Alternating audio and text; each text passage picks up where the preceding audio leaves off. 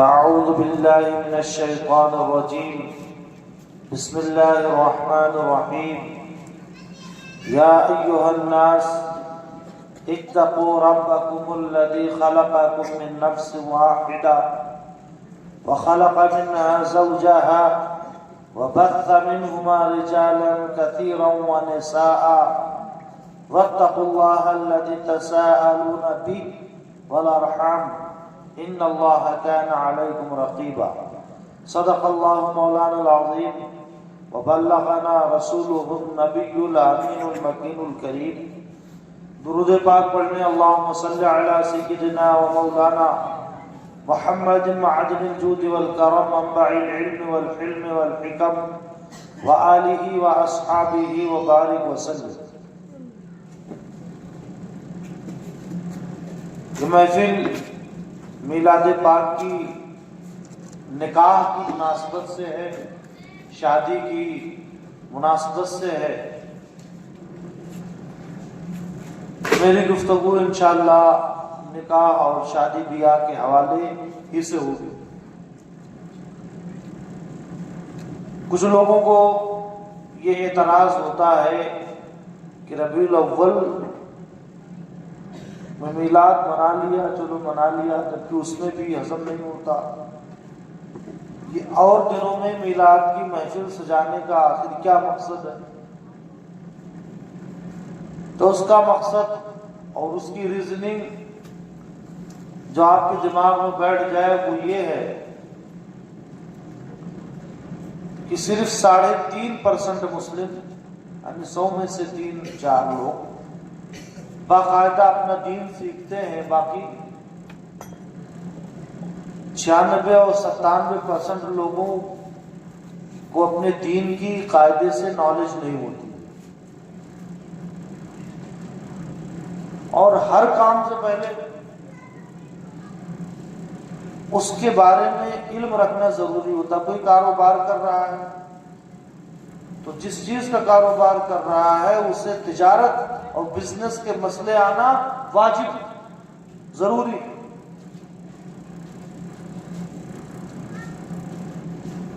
نکاح کر رہا ہے تو نکاح کے مسئلے آنا اسے ضروری کہ کیا کرنا ہے کیا نہیں کرنا.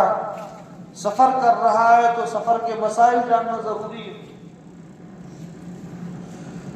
تو ہر محفل کے حوالے سے ہمارے یہاں جو میلاد کی محفل رچائی جاتی ہے اس کا سیدھا سادہ مقصد یہ ہوتا ہے کہ 97% وہ مسلم جو باقاعدہ مدرسوں میں نہیں پڑھ سکے ہیں، وہ بیچارے اپنے کاروبار میں، مصروفیات میں، دیگر ضرورتوں میں پڑے رہتے ہیں، تو ان تک 3% لوگ جو آتھورائزڈ ہیں، جو باقاعدہ عالم ہیں، جن کے پاس سند ہے، جن کے پاس علم ہے، وہ 97% لوگوں کو دین بتا دیں.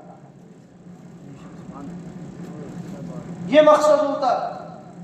اور دوسرا مقصد اللہ تبارک و تعالیٰ نے فرمایا لَقَدْ كَانَ لَكُمْ فِي رَسُولِ اللَّهِ أُسْوَةٌ حَسَنَةٌ، کہ میرے محبوب کی زندگی تمہارے لیے بہترین رول ماڈل ہے.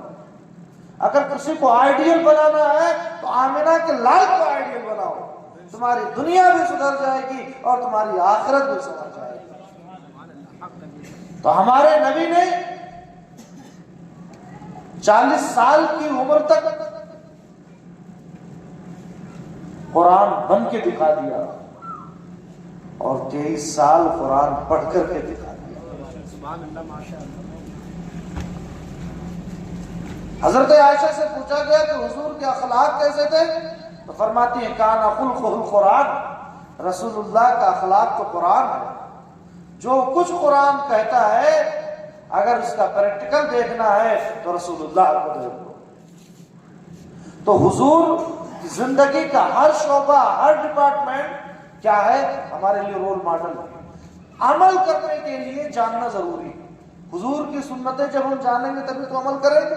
حضور کی جیونی، حضور کی زندگی، لائف سٹائل ہمارے سامنے ہوگی تبھی تو ہم اسے کاپی کریں گے، تبھی تو اسے اپنے لیے رول ماڈل بنائیں گے.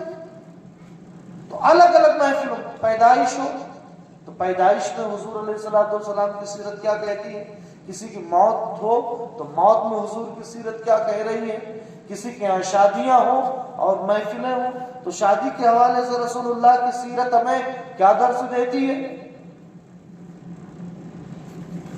یہ مقصد ہوتا ہے میلاد شریف کی محفلیں سجانے۔ یہ میلاد کی بھی محفل ہے، سیرت کی بھی محفل ہے اور علم کی بھی محفل ہے۔ تو حضور علیہ الصلوۃ والسلام کی زندگی نکاح کے حوالے سے ہمیں کیا درس دیتی ہے، کیا سکھاتی ہے۔ سب سے پہلے تو میں آؤں گا اس خطبے پر جو نکاح کی محفل میں خطبہ پڑھا جاتا ہے۔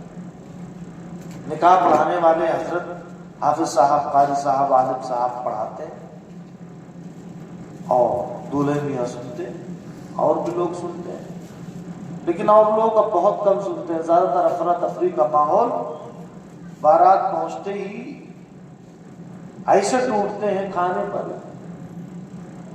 اللہ کی پناہ، ایسا لگ رہا ہے جیسے پورے دن روزہ رکھ کر کیا ہے۔ جس مقصد سے آتے ہیں نکاح کی محفل میں شریف ہونے کے لیے، وہ مقصد ہی ختم ہے۔ ایسا لگ رہا ہے، معاذ باللہ، معاف کرنا، رشتہ دار بھی اس میں ہوتے ہوں گے، آپ کو برا نہ لگے، یہ جناب علی ہفتوں سے ٹیسٹ کر رہے تھے آج گوشت کی خیریت لینے کے لیے۔ یہ ملے گا، سب کو ملے گا۔ لڑکی والا بیچارہ 100 باراتی اگر آنے والے ہوتے ہیں تو 150 کا انتظام کر کے چلتا ہے، گھٹتا نہیں ہے اللہ کی طرف سے۔ آج میں ایک آیت پڑھ رہا تھا کلام پاک کی، اللہ نے اپنے محبوب کی صحابہ کی تعریف کی ہے کہ یؤثرون علی انفسہم ولو کان بہم خصاصۃ، کہ انہیں ضرورت ہوتی ہے تب بھی وہ دوسروں کو اپنے پر ترجیح دیتے ہیں۔ مثال کے طور پر ہمیں اس رومال کی ضرورت ہے سردی میں، لیکن کوئی سی بیچارے کو سردی لگ رہی ہے مسلمان بھائی کو، تو ضرورت کے باوجود میں اپنا رومال اٹھا کر کے دیتا ہوں، تو یہ ترجیح دینا ہے۔ یہ چیز خود غرضی کی اینٹی ہے۔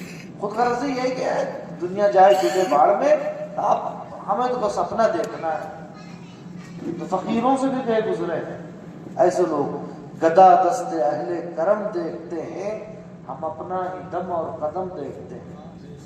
فقیر بھی جو بھکاری ہے وہ اہل کرم کو دیکھتا ہے، سخیوں کی طرف نظر دوڑاتا ہے، لیکن ہم کیسے بھکاری ہو گئے جو ہمیں اپنے سے بھی فرصت نہیں۔ وہ تو کم سے کم غیر کو دیکھتا ہے، بھلے اپنے فائدے کے لیے دیکھے، لیکن دیکھتا تو ہے اور ہمیں غیر کی فکر ہے۔ اسی آیت میں آگے اللہ فرماتا ہے وَمَن یُوقَ شُحَّ نَفْسِهِ فَأُولَٰئِکَ هُمُ الْمُفْلِحُونَ، کہ جو اپنے نفس کے لالچ سے بچ گیا تو اللہ سند دے رہا ہے، سرٹیفکیٹ دے رہا ہے، فَأُولَٰئِکَ هُمُ الْمُفْلِحُونَ، تو یہی لوگ کامیاب ہیں۔ اور صحابہ کرام کس طریقے سے سبحان اللہ اپنے بھائیوں کو اپنے اوپر ترجیح دیتے تھے۔ بس ایک مثال دوں گا، جنگ یرموک بہت خونریز جنگ تھی جو لڑی گئی۔ جب جنگ ختم ہوئی اور شہیدوں کو اور زخمیوں کو اٹھانے کی باری آئی تو 3 نفوس قدسیہ ہیں، 3 صحابہ ہیں، ایک حضرت اکرمہ ہے، دوسرے حضرت حارث بن ہشام ہے اور تیسرے حضرت سہل اسود۔ تو حضرت اکرمہ پانی مانگتے ہیں، پانی، زخموں سے بالکل چور چور ہے، اٹھ نہیں سکتے، جلدی سے پانی لے کر کے ان کے پاس پہنچا جاتا ہے کہ بغل میں حضرت سہل ہوتے ہیں، وہ ٹکٹکی باندھ کر کے پانی کو دیکھ رہے ہوتے ہیں، یعنی انہیں بھی پیاس لگی ہوتی ہے۔ اکرمہ کہتے ہیں اس حال میں بھی اپنے بھائی کو اپنے اوپر ترجیح دے رہے ہیں کہ نہیں، میں اس وقت تک اس پانی کو منہ نہیں لگاؤں گا جب تک میرے بھائی سہل کے منہ میں یہ پانی نہ پہنچ جائے۔ جب پانی لے جانے والا، پلانے والا سہل کے پاس پہنچتا ہے تو حضرت حارث ٹکٹکی باندھ کر کے دیکھ رہے ہوتے ہیں اور اشارے سے پانی مانگتے۔ سہل کہتے ہیں نہیں، میں بھی اپنے لب نہیں لگاؤں گا اس پانی سے جب تک میرے بھائی حارث نہیں پانی پی لیں گے۔ جب حارث کے پاس وہ پانی جاتا ہے، پانی پہنچنے سے پہلے ہی وہ اللہ کو پیارے ہو چکے ہوتے ہیں۔ پانی پلانے والا بہت تیزی کے ساتھ حضرت سہل کے پاس آتا ہے، کیوں نہیں پلاتے، ان کی جان بچا لیں۔ وہ بھی تب تک اللہ کو پیارے ہو چکے ہوتے ہیں۔ پھر وہ دوڑتا ہے، حضرت اکرمہ کے پاس آتا ہے تو حضرت اکرمہ بھی جام شہادت نوش کر چکے تھے، تو اس قدر ایثار تھا، خود غرضی سے اتنے پاک کے لوگ تھے کہ تینوں لوگوں نے ایثار کی خاطر اپنی جان راہ خدا میں قربان کر دی۔ یہی تو اوصاف تھے صحابہ کرام کے کہ اللہ تبارک و تعالیٰ ان کی تعریف قرآن میں فرماتا ہے، رضی اللہ عنہم ورضوا عنہ، صحابہ ایسے ہیں میرے محبوب کے کہ اللہ ان سے راضی ہے اور وہ اپنے رب سے راضی ہے۔ سبحان اللہ سبحان اللہ ماشاءاللہ۔ تو خطبہ نکاح اصل مقصد، اصل فوکس اس پہ ہونا چاہیے نا۔ آپ اس محفل میں آئے ہیں اور آپ موبائل نکال کر کے اور یوٹیوب دیکھنا شروع کر دیں تو یہاں آنے سے کوئی فائدہ ہوگا؟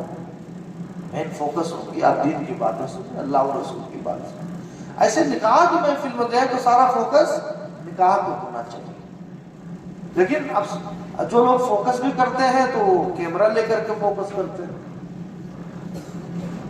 یہ میں سمجھ لے رہا کہ بھائی سنیے، غور کیجیے، جو پیغام حافظ صاحب دے رہے ہوتے ہیں کلام اللہ کے ذریعے سے، وہ پیغام میں بتا دوں۔ سورہ نساء کی آیت اللہ فرماتا ہے یا ایھا الناس، اے لوگو، یا ایھا الناس، اے لوگو، دو طرح سے اللہ انسانوں کو خطاب کرتا ہے، یا ایھا الذین آمنوا، ایمان والے، اور یا ایھا الناس۔ تو جب یا ایھا الذین آمنوا سے خطاب فرماتا ہے تو صرف وہ لوگ مراد ہوتے ہیں جو اللہ کو ایک کہتے ہیں، جن کے اندر ایمان ہے۔ اور جب یا ایھا الناس اللہ فرماتا ہے تو آدم کی ساری اولاد سے خطاب کر رہا ہوتا ہے۔ تو اللہ فرماتا ہے یا ایھا الناس اتقوا ربکم الذی خلقکم من نفس واحدہ، کہ اے لوگو اس رب سے ڈرو جس نے تمہیں ایک جان سے پیدا کیا، ایک جان سے پیدا کیا، اور وہ ایک جان کون ہے؟ حضرت آدم علیہ السلام۔ وخلق منها زوجها، اور اس جان سے ان کا جوڑا بنایا، یعنی حضرت حوا کو پیدا کروایا۔ ٹھیک ہے، یہ اللہ تبارک و تعالیٰ انسانیت کا آغاز بھی بتا رہا ہے کہ انسان کیسے کیسے ترقی کر رہا ہے اور پہلا انسان کون ہے، اور ساتھ ہمارا رب ایک عظیم اور معزز رشتے کو بھی بتا رہا ہے۔ ماں باپ کا رشتہ بڑا ہے، میں بھائی بہن کا رشتہ قابل احترام ہے، بھائی بھائی کا رشتہ قابل احترام ہے، لیکن یہ ایک تاریخی قرآنی اور اسلامی سچائی ہے کہ اس کائنات کا پہلا رشتہ جو وجود میں آیا اس دنیا میں، وہ نہ ماں باپ کا ہے نہ بھائی بہن کا ہے، بلکہ وہ معزز رشتہ میاں اور بیوی کا رشتہ ہے۔ یہی وہ رشتہ ہے کہ جب آدم شوہر بنے اور حوا بیوی ان کی بنی، سبحان اللہ، تو اور پھر وَبَثَّ مِنْهُمَا رِجَالًا كَثِيرًا وَنِسَاءً، آدم و حوا کے ملاپ سے پھر اللہ تبارک و تعالیٰ نے اس کائنات کو مردوں اور عورتوں سے بھر دیا۔ اب اللہ فرماتا ہے اتقوا اللہ الذی تساءلون به والارحام۔ کیوں ایسا اللہ تبارک و تعالیٰ خطاب فرما رہا ہے آدم کی تمام اولاد کو؟ اللہ تبارک و تعالیٰ نقطۂ اتحاد کو بتا رہا ہے۔ شادی کے ذریعہ سے صرف دولہا اور دلہن نہیں جڑ رہے ہوتے ہیں رشتے محبت میں، بلکہ دو خاندان جڑ رہے ہوتے ہیں، دو خاندان اکٹھا ہو رہے ہوتے ہیں۔ تو یہ بتانے کے لیے انہیں پیغام دیا جاتا ہے کہ دیکھو آج تم دو خاندان والے جڑ رہے ہو تو یہ آدم علیہ السلام کی سنت ادا کر رہے ہو۔ دیکھو آدم و حوا جب جڑے تھے تو اللہ تبارک و تعالیٰ نے ان کے ملاپ سے اس کائنات کو، اس عالم رنگ کو، بو کو مردوں اور عورتوں سے بھر دیا۔ واتقوا اللہ الذی تساءلون به والارحام، اس اللہ سے ڈرو جس کے وسیلے سے تم مانگتے ہو، یا تو مانگنے والا اللہ کا واسطہ دیتا ہے، والارحام یا تو رشتہ داری کا حوالہ دیتا ہے کہ آپ ہمارے ماموں ہو نا، آپ ہمارے ددھیال سے آپ کا تعلق ہے نا، ہمارے ننیحال سے تعلق ہے نا، تو اللہ تبارک تعالیٰ فرماتا ہے مجھ سے بھی ڈرو، جس کے واسطے سے مانگتے ہو، ہمیں اللہ کے واسطے سے اور خاندان نسب کے واسطے سے تم مانگتے ہو تو ڈرو، یعنی رشتوں کو توڑو نہیں بلکہ رشتوں کو جوڑو۔ ان اللہ کان علیکم رقیبا، یہ مت سمجھو کہ اللہ تبارک و تعالیٰ نے تمہیں پیدا کر کے بیکار چھوڑ دیا. اللہ تبارک و تعالیٰ نے تمہیں پیدا کیا اور جو تمہارے اعمال ہیں اللہ اس کی نگہبانی بھی فرما رہا ہے.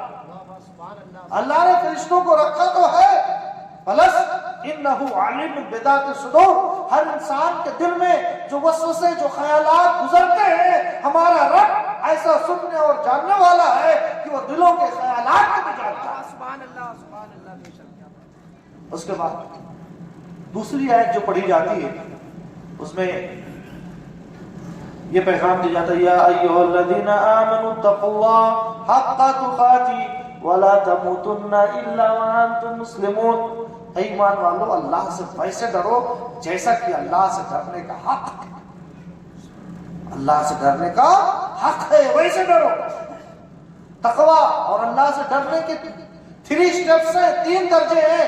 پہلا درجہ یہ ہے کہ اگر کوئی شرک میں مبتلا ہے، کفر میں مبتلا ہے، تو تقوی یہ ہے کہ شرک اور کفر کو چھوڑ کر کے وہ اسلام میں آ جائے، ایمان قبول کر لے تو وہ بھی متقی ہو. اور جب دوسرا اسٹیپ یہ ہے کہ ایمان قبول کر لیا تو اب اللہ تبارک و تعالیٰ نے جن کاموں کے کرنے کا حکم دیا ہے وہ کرے، نمازیں پڑھے، روزے رکھے، حج کرے، زکوٰۃ دے، رمضان المبارک کے روزے رکھے. اور جن چیزوں سے منع کیا ہے، شرک نہیں کرنا ہے، زنا نہیں کرنا، لواطت کے قریب نہیں جانا ہے، چوری نہیں کرنی ہے، کسی پہ الزام نہیں لگانا ہے، تہمت نہیں لگانا ہے، غیبت نہیں کرنا، بہتان تراشیاں نہیں کرنی ہے، تو جن چیزوں سے روکا ہے ان سے رک جائے. تو تقویٰ کا یہ تیسرا درجہ ہے، وہ دوسرا درجہ اور تیسرا اسٹیپ تقویٰ کا یہ ہے کہ بندہ اپنے آپ کو ہر اس کام سے روک لے جو کام اسے اللہ سے دور کر دے. ہر اس چیز سے وہ رک جائے اور چھوڑ دے جو چیز اسے اللہ سے دور کرے. تو اللہ فرما رہا ہے یا ایھا الذین آمنوا اتقوا اللہ حق تقاته، ایمان والو اللہ سے ویسے ڈرو جیسا کہ ڈرنے کا حق ہے. ولا تموتن الا وانتم مسلمون، اور سنو تم مسلمان ہو ہی کے مرنا، تمہاری موت اسلام میں آنی چاہیے. یہ ہمارا فرما رہا ہے. آج معاملہ کیا ہے، مرد اور عورت شادیوں کے لیے دین اسلام سے پھر جا رہے ہیں، نعوذ باللہ من ذالک. جبکہ ایک سجدہ جسے تو گراں سمجھتا ہے 1000 سجدوں سے انسان کو دیتا ہے نجات. اسلام میں رہو گے تو صرف ایک کے سامنے جھکنا ہے، نہ پہاڑ کے سامنے جھکنا ہے، نہ دریا کے سامنے جھکنا ہے، نہ چاند کے سامنے جھکنا، نہ سورج کے سامنے جھکنا، نہ مورتیوں کے سامنے جھکنا، بلکہ یہ چیزیں تمہارے سامنے جھکیں گی. اس لیے کہ اللہ تبارک و تعالیٰ نے زمین اور آسمان کو، چاند سورج کو سب انسان کی مٹھی میں بنا دیا ہے، انسان کے لیے مسخر کر دیا ہے. یہ سب انسان کے لیے بنائی گئی ہے، چاہے وہ زمین کی پہنائی ہو یا آسمان کی تہے ہو، سورج کی روشنی ہو یا چاند کی چاندنی ہو، یہ سب انسان کی خدمت کے لیے بنائی گئی ہے. لیکن انسان ان کی خدمت کرنے کے لیے، ان کی پوجا کرنے کے لیے نہیں بنایا گیا ہے، بلکہ انسان وما خلقت الجن والانس الا لیعبدون، ہم نے جنات اور انسان کو اپنی عبادت کے لیے پیدا کیا. یہ آیت کہہ رہی ہے کہ انسان تو کائنات میں گم ہونے کے لیے نہیں پیدا کیا گیا ہے، بلکہ تو رب الارباب کے سامنے جھکنے کے لیے پیدا کیا.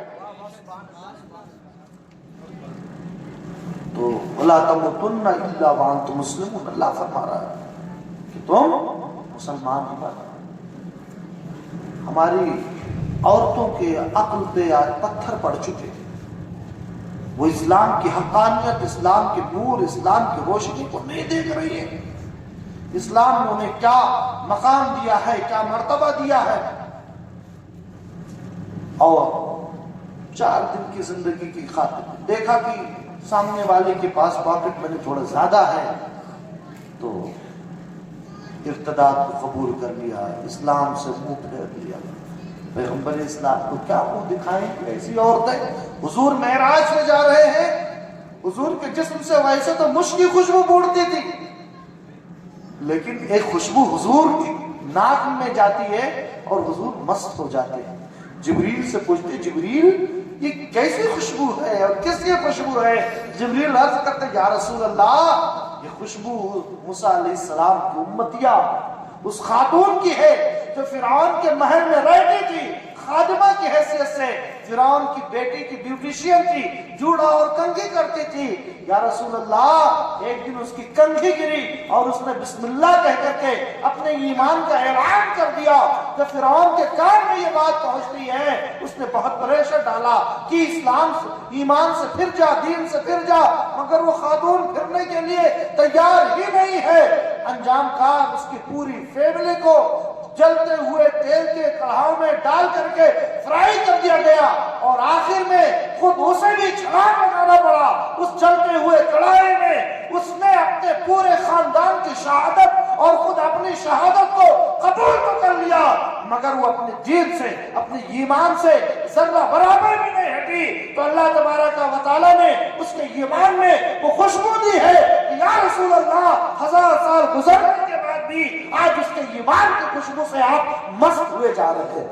نعرہ تکبیر، نعرہ تکبیر، نعرہ رسالت، نعرہ رسالت، فیضان غوث اعظم، جشن عید میلاد النبی، نعرہ تکبیر، نعرہ رسالت، سبحان اللہ، سبحان اللہ، ماشاء اللہ۔ تیسری آیت جو پڑھی جا رہی ہے خطبہ نکاح میں اور جو پیغام دیا جا رہا ہے دولہے میاں کو، یا ایھا الذین آمنوا اتقوا اللہ وقولوا قولا سدیدا، ایمان والو اللہ سے ڈرو اور درست بات کرو۔ جتنی غلط چیزیں تھی آج ان کے اچھے اچھے نام رکھ کر کے مارکیٹ میں پروسا جا رہا ہے۔ رشوت کا نام پالیسی دے دیا، جھوٹ کا نام ڈیلنگ دے دیا۔ آج میں تو ڈیلنگ دیا ہے، علی گڑھ میں ڈیلنگ بہت مشہور ہے۔ تو جتنی بری چیزیں تھی، زنا کو کیا کہتے ہیں بھائی، ڈیٹ، یہ نام دے دیا۔ بوسو کنار کو افیئر کا نام دے دیا۔ جتنی بری چیزیں تھی اچھے اچھے پیکٹ میں کر کے انہیں پروسا جا رہا ہے اور لوگ لائن میں لگے ہوئے ہیں، مگر تمہارا رب ہے جو قرآن کے ذریعہ سے اپنے محبوب کے نائبوں اور وارثوں کے ذریعہ سے بری چیزوں کی بدبو سے تمہیں باخبر کر رہا ہے۔ اللہ فرما رہا ہے کہ وَقُولُوا قَوْلًا سَدِيدًا، اے ایمان والو ہمیشہ درست بات کہو، ہمیشہ سچ بات کہو۔ سچ کہو گے تو فائدہ کیا ملے گا؟ یصلح لکم اعمالکم، درست بات سے تمہارے اعمال درست ہو جائے گے۔ وَيَغْفِرْ لَكُمْ ذُنُوبَكُمْ، اور اگر تم سچ بولو گے تو اللہ تبارک و تعالیٰ تمہارے گناہوں کو معاف فرما دے گا۔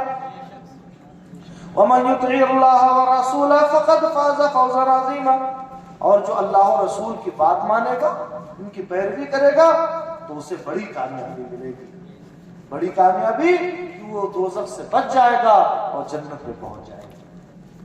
یہ آیتیں جو پہلے تو انسان کو اتحاد، باہمی بھائی چارہ کا حکم دیتی ہیں، اس کے بعد سوسائٹی اور سماج کی جو برائیاں ہیں، چاہے وہ جھوٹ کی برائی ہو اور چاہے اور کوئی بھی برائی ہو، اس برائی سے یہ آیتیں روکتی ہیں۔ اس کے بعد کچھ حدیثیں پیش کی جاتی ہیں نکاح کے حوالے سے۔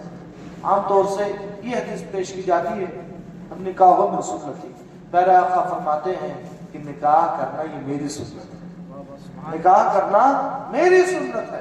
اور اگلی حدیث میں ہے فمن رغب عن سنتی فلیس منی، تو جو میری سنت سے منہ پھیر لے گی کیا ہے، فلیس منی، آقا علیہ السلام فرماتے وہ ہم میں سے نہیں۔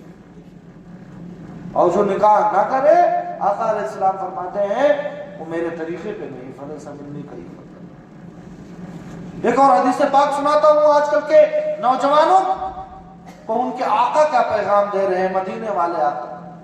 حضور علیہ السلام نوجوانوں کو خطاب کرتے ہوئے فرماتے یا معاشر الشباب من استطاع منکم الباء فلیتزوج، اے نوجوانوں جو تم میں سے شادی کرنا چاہے، شادی کی استطاعت رکھتا ہو تو شادی کر لے۔ فإنه أغض للبصر، یہ 21 سینچری ہے، ہر کام سے پہلے انسان بڑا بھاگ کرتا ہے اس میں پروفٹ کتنا ہوگا اور لاس کتنا ہوگا۔ آقا علیہ السلام تمہارے پروفٹ لاس ہے نہیں، پروفٹ کو بتاتے ہیں۔ پروفٹ کیا ہوگا؟ فَإِنَّهُ أَغَضُّ لِلْبَصَرِ، نکاح کر لو گے تو تمہاری نگاہیں نیچی ہو جائیں گی۔ نکاح سے پہلے ہر انسان میں جن سے مخالف کی طلب ہوتی ہے، فرشتہ تھوڑی ہے، انسان ہے بھائی، طلب ہوتی ہے جوانی کی۔ حضرت آدم علیہ السلام کو اللہ تبارک و تعالیٰ نے جنت میں پیدا فرمایا تھا، وہ جنت جس کے بارے میں خالق فرمائے وَلَكُمْ فِيهَا مَا تَشْتَهِي أَنفُسُكُمْ وَلَكُمْ فِيهَا مَا تَدَّعُونَ، کہ جنت میں تمہارے خواہش کا ہر سامان موجود ہوگا۔ وہ جنت جس میں دودھ کی نہریں ہیں، جس میں شہد کی نہریں ہیں، وہ جنت جس کے محلات کی ایک سونے کی ہے، دوسری چاندی کی، اور جس کا دارا مشکمبر کا، دودھ کی بھی نہریں ہیں، شہد کی بھی نہریں ہیں۔ جو چیز انسان سوچے گا فوراً وہ چیز اسے جنت میں مل جائے گی۔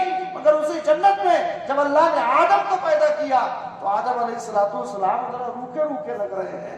اللہ نے پوچھا ہوگا کہ اے آدم کیا ہماری جنت خوبصورت نہیں؟ تو آدم نے کہا ہوگا اے اللہ بہت خوبصورت ہے، سنہری پرندے ہیں، دودھ کی نہر ہے، شہد کی نہر ہے، یہ نعمت ہے وہ نعمت ہے، لیکن اے اللہ کوئی نہیں ہے جس سے میں اپنے دل کی بات کر سکوں، معافی ضمیر کو میں ادا کر سکوں۔ تو کسی کو پیدا کر دے جس سے میں ان چیزوں کو بیان کر سکوں کہ یہ نعمت ہے، یہ حسن ہے، یہ رعنائی ہے، یہ بہجت ہے، یہ سرور ہے، یہ خواہش ہم جنس، یہ خواہش جن سے مخالف کی کسی کو بھیج دے جو میرے جیسا ہو، جو میرے دل کی بات کو سن سکے اور جس سے میں انسیت حاصل کروں۔ یہ آدم کے دل میں یہ خیال جنت میں پیدا ہوا تھا، اور ہر آدمی کے دل میں یہ خیال جوانی کی دہلیز پہ قدم رکھتے ہی پیدا ہو جاتا ہے۔ تو آقا علیہ السلام فرماتے ہیں کہ اے نوجوانوں جو شادی کر سکتے ہو شادی کر لو۔ کیوں؟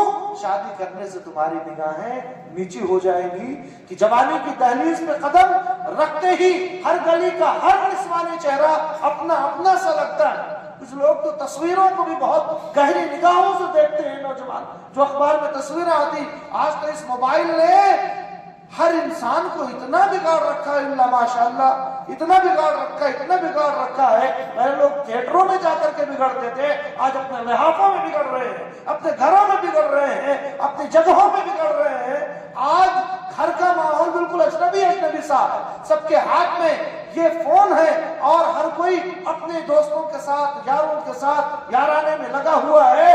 بیٹے کو ماں کی فکر نہیں ہے اور باپ کو اب اولاد کی بھی فکر نہیں ہو رہی ہے، ایک عجیب نشہ سا موبائل کا سوار ہو گیا ہے۔ تو حضور علیہ السلام فرماتے ہیں اے نوجوانوں شادی کا فائدہ یہ ہے کہ جب تم شادی کر لو گے اور ایک جن سے مخالف تمہاری بیوی بن کر کے آئے گی، اور جب اس سے تم جنسی تسکین حاصل کرو گے تو تمہاری نگاہیں آپ نیچی ہو جائیں گی، تمہاری نگاہیں نیچی ہو جائیں گی۔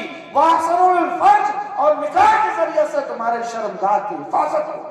جب نگاہیں نیچی ہو جائیں گی تو زنا کے دروازے بند ہوں گے، اور جب شرمگاہ کی حفاظت ہوگی تو ہماری نسلیں حلالی ہوگی، اپنے باپ کی اولاد ہوگی۔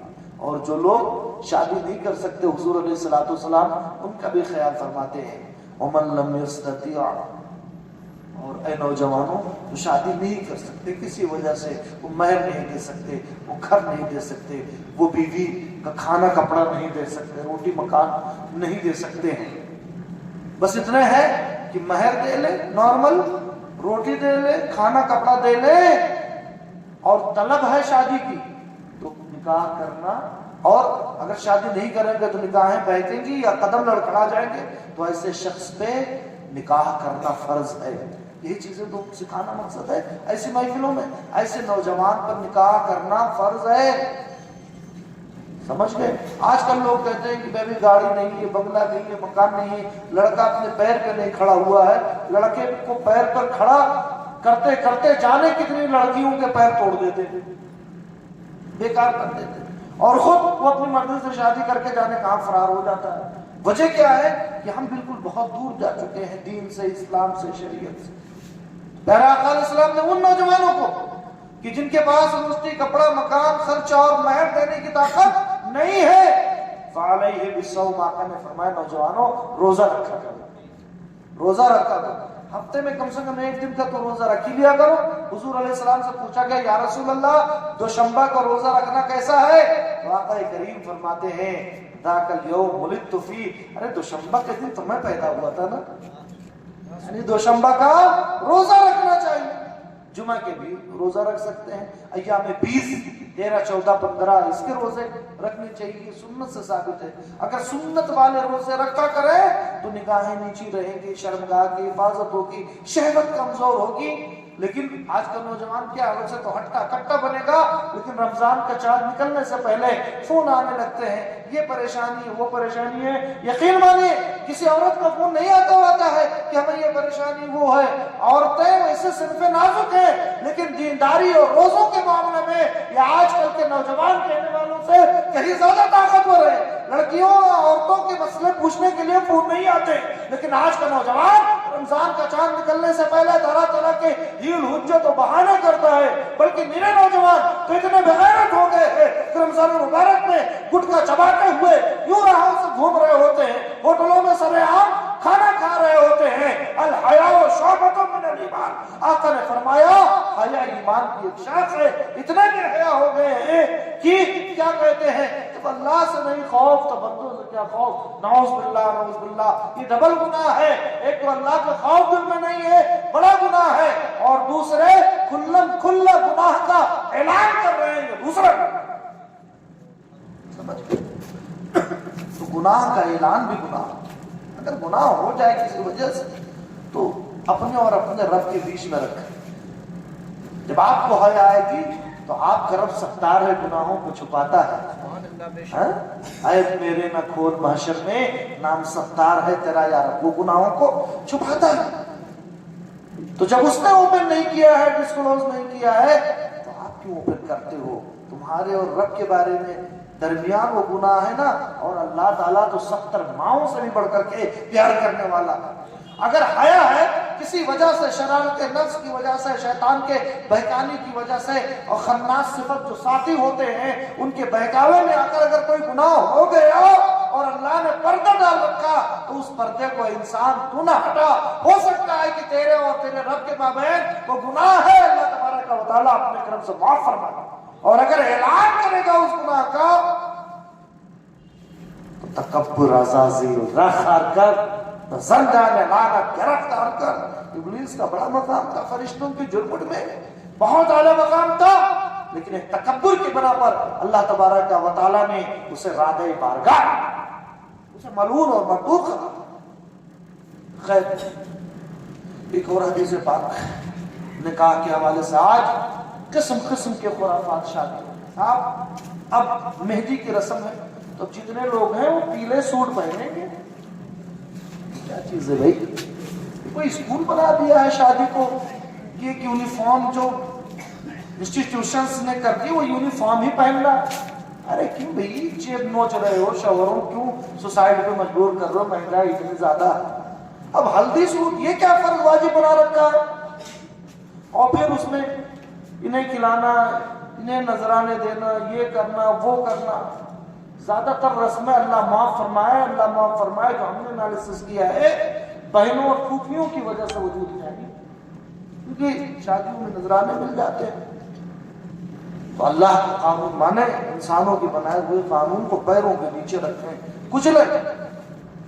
تو مہندی کی رسم میں اللہ صاحب، اور جس دن کیا کہتے ہیں بارات کے استقبال میں، پٹاخے پھوڑنے میں، اور کیا کہنا ہاں ڈی جے بجانے، یہ ساری رسمیں بلا وجہ کے بے تحاشا پیسے خرچ ہوتے ہیں۔ ہاں دولہے کا استقبال بتائیے، وہ نوجوان لڑکیاں ہاتھوں میں پھول لیے دولہے کا استقبال کر رہے ہیں، اور ایک مقابلہ چل رہا ہوتا ہے کہ میں دلہن سے زیادہ خوبصورت دکھوں گی۔ نعوذ باللہ، یہ بھی بے حیائی۔ حضرت فاطمہ جن کی کنیزیں کہلواتی ہو، حضرت فاطمہ کا جب وصال ہونے والا ہوتا ہے تو حضرت اسماء بنت امیس کو بلا کر کے کہتی ہے، اے اسماء یہ جو طریقہ چل رہا ہے جنازوں کے لے جانے کا، تو چارپائی کے ساتھ وہ جسم دکھتا ہے اور عورتوں کے جسم میں چونکہ نشیب و فراز ہوتا ہے، کچھ پارٹ چھٹے ہوتے ہیں، کچھ جھکے ہوتے ہیں۔ میں نہیں چاہتی کہ کوئی میرے جنازے کی چارپائی کو بھی دیکھے، جب میرے کفن کو بھی بے حجابانہ دیکھے، کوئی طریقہ ہو تو بتاؤ۔ تو کہتی ہمشہ میں ہم نے دیکھا ہے کہ چارپائیوں کے اوپر یوں چادر تان دی جاتی ہے لکڑیوں کے اوپر، جس کی وجہ سے وہ ناش، وہ چارپائی بھی ایک طرح سے چادر سے ڈھک جاتی ہے اور بے پردگی نہیں ہوتی ہے۔ تو بی بی فاطمہ کہتی ہے میں تمہیں وصیت کرتی ہوں کہ میرا جنازہ جس چارپائی پہ رکھا جائے اس چارپائی کی ڈیزائن تم ایسے بنا دینا۔ اور پھر علی کو وصیت کرتی ہے، اور علی میں چاہتی ہوں کہ جب میں انتقال کر جاؤں تو میرا جنازہ رات کے سناٹے میں اٹھایا جائے تاکہ کوئی میرے جنازے کی چارپائی کو بھی نہ دیکھ سکے۔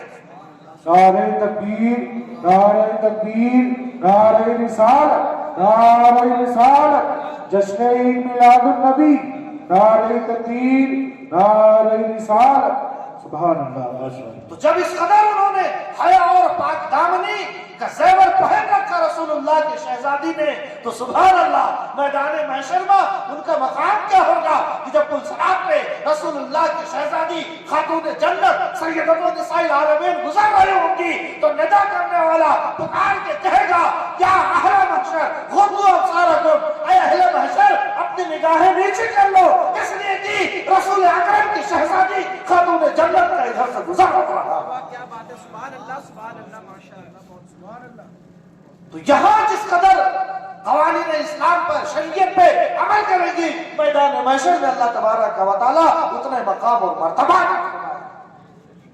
ایک دن محشر کا 50,000 سال کے برابر ہوگا، دنیا کے حساب سے 50,000 سال کے برابر۔ ابھی 2023 50,000 سال، 48,000 اور جوڑو ایک دن۔ تو یہاں شریعت و سنت پہ عمل کر لو اور وہاں پہ مزے ہی مزے ہیں، سبحان اللہ۔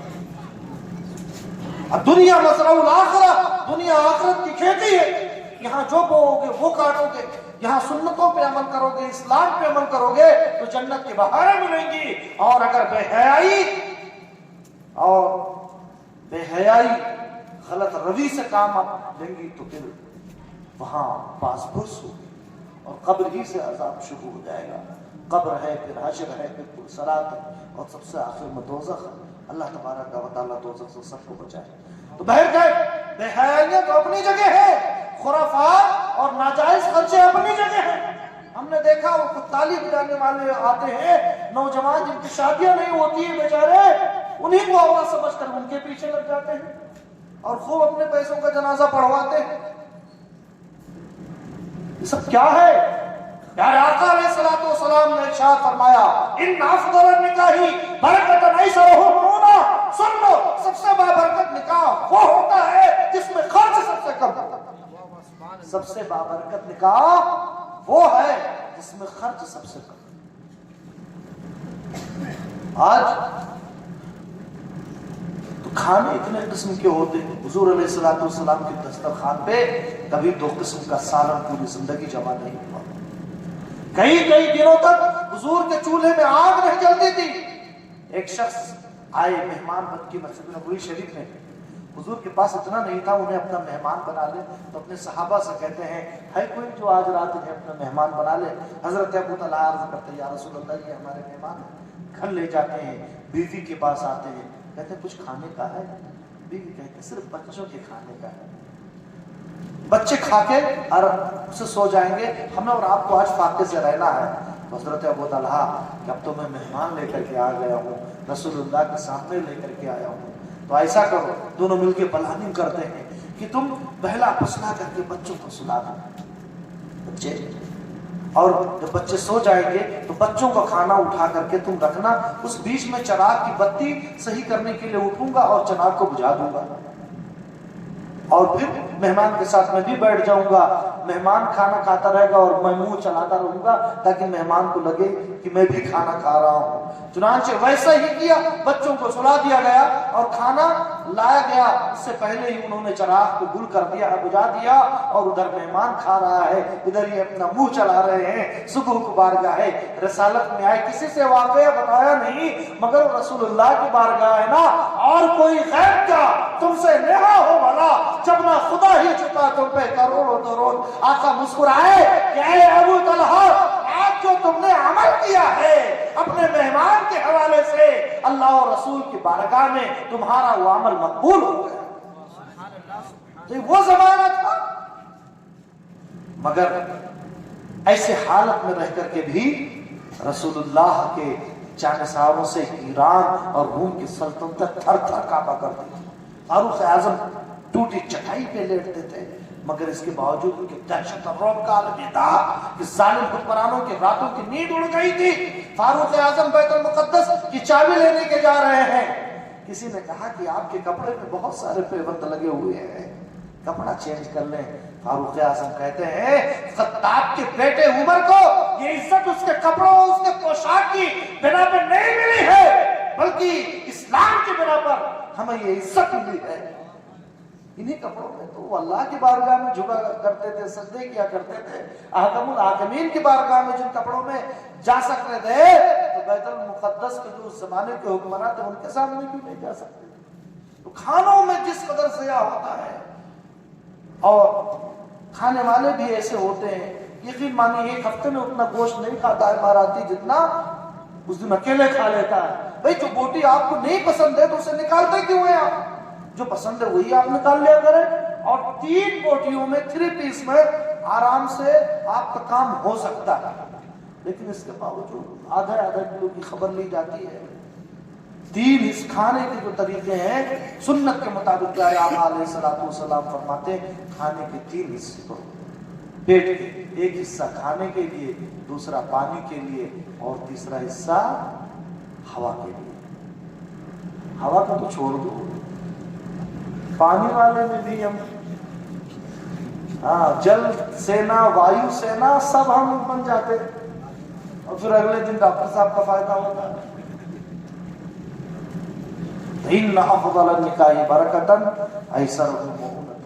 सबसे बाबरकत निकाह वो होता है जिसमें खर्च सबसे कम हो।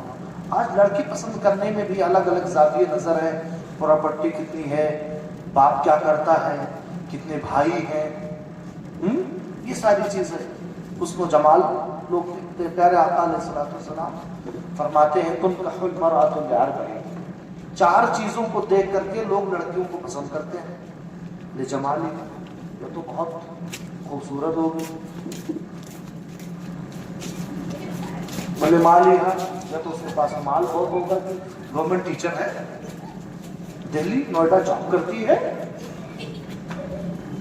और तीसरा तो उसका खानदान बड़ा मजबूत है, जमींदार थे बाप दादा, बड़ी प्रॉपर्टी।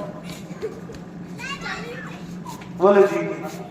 चौथे नंबर पर कुछ लोग उसके दीन को देखते हैं कि दीनदार है कि नहीं है। देखो आका अलैहिस्सलाम हमें क्या कसौटी दे रहे हैं, क्या मेयार दे रहे हैं, क्या पैमाना दे रहे हैं कि हम किस चीज को मेयार और पैमाना बना करके अपने आप बहुआ लेकर के आए। आका अलैहिस्सलाम फरमाते अगर दीन नहीं है, मलके हुस्न जमाल है तो रिजेक्ट कर दो। दीन नहीं है, उसके पास मालो दौलत है तो रिजेक्ट कर दो। दीन नहीं है, खानदानी हसब नसब वाली है, उसे रिजेक्ट कर दो। फज़फर बिज़ाति दीन, और न जमाल है, न माल है, न खानदानी वजाहत है, सिर्फ दीनदार है। फज़फर बिज़ाति दीन, तो उसे अपने घर बहू बना के ले आओ। अलैहिस्सलाम फरमाते वाला मातुल खरमा सौदा ज़ातु दीन अफदल, कोई औरत किसी की लौंडी है, नौकरानी, उसके कान और नाक कटे हुए हैं, काली कलूटी है, मगर साथ में वो दीनदार है, तो उन लेडियों से बदरजह बेहतर है कि जिनके पास उसको जमाल है, आजादी भी है, खानदानी वजाहत है, मगर उसके पास दीनदारी नहीं है। क्यों? आज मेडिकल साइंस ने कहा कि बच्चा जब पैदा होता है तो उसका ब्रेन 60% काम कर रहा होता है, पूरा होता है 60%, और जब तो 2.5 साल का होता है तो 5000 वोकैबुलरीज को, अल्फाज को वो अपने ज़हन में सेव कर सकता है। इसलिए आज तो 2.5 साल 3 साल पे बच्चों को स्कूल में डाल दिया जाता है ताकि उसके जहन का इस्तेमाल किया जाए। हमारे जमाने में तो 5 साल में डाला जाता था बच्चे को, और 2.5 से 3 साल में डाल दिया जाता ताकि उसके जहन का इस्तेमाल किया जाए। कुर्बान जाइए इस्लाम के तरीके तालीम पे, اسلام کے فکر تعلیم پہ پیارے آقا علیہ الصلوۃ والسلام فرماتے ہیں 2-2.5 سال کا انتظار کیوں کرنا، ایک جنریشن پہلے جاؤ، دیندار میں لے کر کے اگر آؤ گے، بچہ ماں کے پیٹ میں ہے، ماں سجدہ کر رہی ہوگی، بچے کی تربیت کر رہی ہوگی، ماں دیندار ہے وہ نماز پڑھے گی، بچے کی تربیت ہو رہی ہوگی، وہ قرآن کی تلاوت کرے گی، بچے کی تربیت ہو رہی ہوگی، اور جب بچہ پیدا ہوگا اور والدین نیک ہوں گے، وہ سجدہ کریں گے، تو انہیں نماز سکھانے کے لیے کسی حافظ صاحب کے پاس لے جانے کی ضرورت نہیں ہوگی۔ جب وہ مدرسے میں جائے گا تو پہلے ہی سے ساری چیزیں پریکٹیکلی اسے آ رہی ہوگی، تو ماں نیک ہوگی، بچہ آٹومیٹک نیک ہو جائے گا۔ روایتوں میں لکھا ہے کہ سرکار غوث پاک کئی پاروں کے حافظ سے جب پوچھا گیا کہ اے عبد القادر اتنے پارے یاد کیسے ہوئے، تو بڑا پیارا جواب دیا کہ میری امی جان تہجد کے بعد جو قرآن پاک کی تلاوت کیا کرتی تھی، میرے بدن میں روح پڑنے کے بعد میں ماں کی تلاوت کو سنتے سنتے حافظ ہو گیا۔ آپ کو اعتراض ہو رہا ہوگا کہ یہ کیسے ہو سکتا ہے، ہمارے بچے رکھتے ہیں قرآن یاد نہیں ہوتا، غوث پاک نے ماں سے سن کر کے قرآن کو یاد کر لیا۔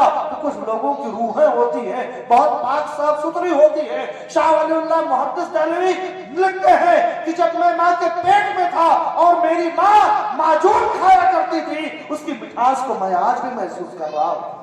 سبحان اللہ سبحان اللہ۔ تو دینداری مین ہے، لڑکی دیکھنے جائے یہ لڑکا دیکھنے جائے، دینداری کم سے کم دیکھنا نماز پڑھتی ہے یا پڑھتا ہے کہ نہیں، دعائے قنوت یاد ہے کہ نہیں یاد ہے، التحیات یاد ہے کہ نہیں یاد ہے، فرائض نماز، واجبات نماز، یہ ساری چیزیں یاد ہے کہ نہیں یاد ہے۔ اگر دین کو آپ معیار بنائیں گے، دیندار خاتون آئی تو سارے سب کے حقوق کا خیال کرے گی، ورنہ کتنے پیسے اور کتنے جہیز لے کر کے لیڈیوں کو اپنے گھروں میں لے آئیں گے، چند مہینے نہیں گزریں گے کہ آپ کو پرانے گھر میں جانا پڑے گا اور وہ نئے گھر میں ہوگی، یا کم از کم یہ ہوگا کہ وہ لڑکے کو لے کر چوروں کی طرح چمپٹ ہو جاتی ہے اور ماں باپ آنسو بہا رہے ہوتے ہیں۔ غلطی کہاں ہوئی؟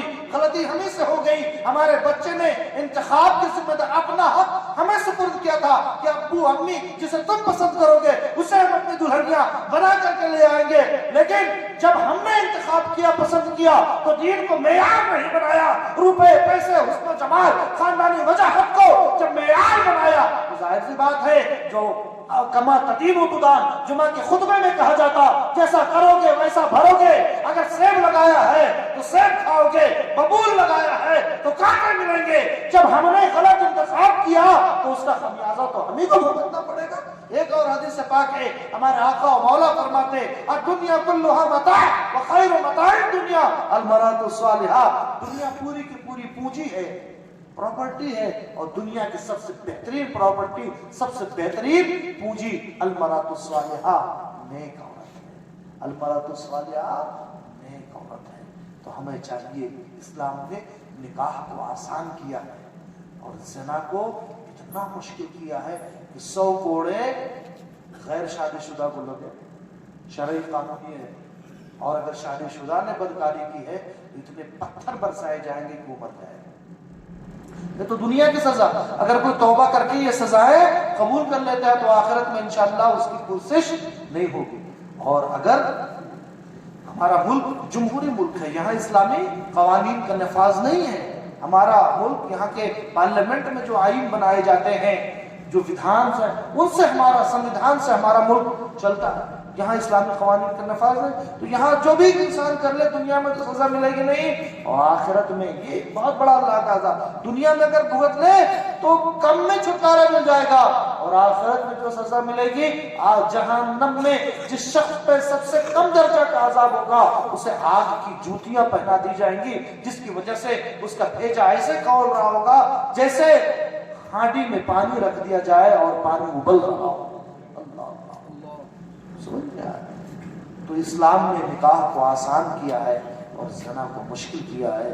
آج ہم لوگوں نے اپنے کرتوتوں کی بنا پر زنا کو آسان کر لیا، نکاح کو مشکل کر لیا۔ آپ دیکھیں انگریزوں کے جانے کے بعد زیادہ تر ذمہ داریاں ہمارے حصوں میں آئی تھی، لیکن ہم لوگوں نے جہیز کی لعنت کو طاق کی طرح اپنے گردن میں جو ڈال لیا، بھائی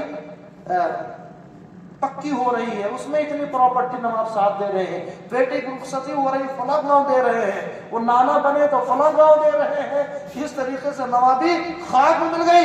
آج بھی یہی ہوتا ہے کہ ایک شخص شادی کے بعد اپنی زندگی کا آغاز کرتا ہے، اس کا بیٹی پیدا ہوگی، ظاہر سی بات ہے 20-22 کے بعد ہی ہمارے قانون کے مطابق وہ شادی کرے گا بیٹی کی۔ اب 22 سال 20 سال مسلسل وہ کماتا ہے، تب بیٹی کی شادی کرتا ہے۔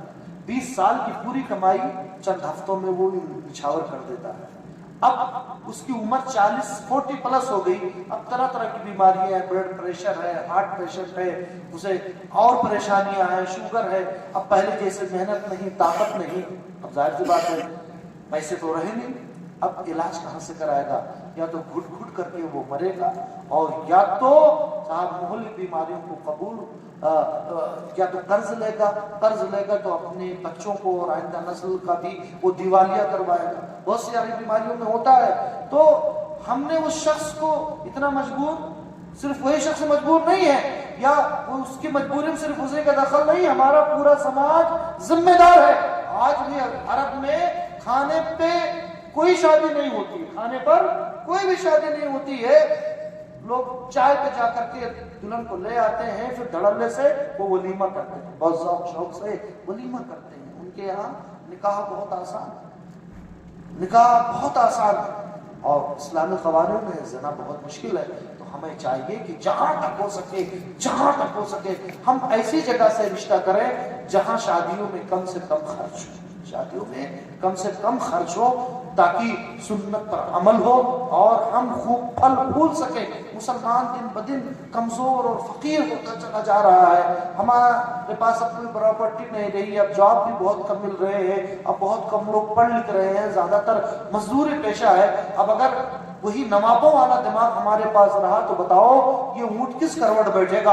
اب تو ہمیں عقل کے ناخن لے لینا چاہیے، اب ہمیں اپنی شادیوں کو آسان کر لینا چاہیے۔ واللہ اگر ہم نے آسان نہیں کیا تو ہمیں شادی کے لیے لڑکیاں نہیں ملیں گی، اس لیے کہ غیروں کی سازش بھی کہیے اور آپ کی غلطیاں بھی کہیے، خطائیں بھی کہیے کہ ہماری لڑکیاں دھڑلے سے غیروں کا مہندی اپنے ہاتھوں پہ رچا کر کے گھوم رہی ہے۔ آگرہ کے پولیس اسٹیشن میں ہماری بات ہوئی، جاننے والے کہتے کوئی ہفتہ ایسا نہیں گزرتا ہے کہ جب 4 مسلم لڑکیاں غیر مسلموں کے ساتھ شادی نہ کریں۔ اس کا ذمہ دار کون؟ ہم سب ہے، ہمارا پورا معاشرہ ہے۔ اللہ تبارک و تعالی ہمیں شریعت